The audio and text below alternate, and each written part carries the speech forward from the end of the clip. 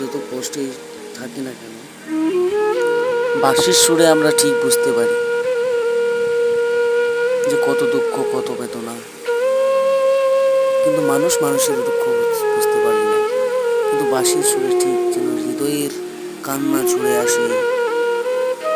মনে হয় কত দুঃখ নিয়ে, কত যন্ত্রণা নিয়ে সে সুর ভেসে আসে কানে। হৃদয়ে জুড়ানো সে বাঁশির সুর যেন কণ্ঠে এত মধুর হয়ে যায়,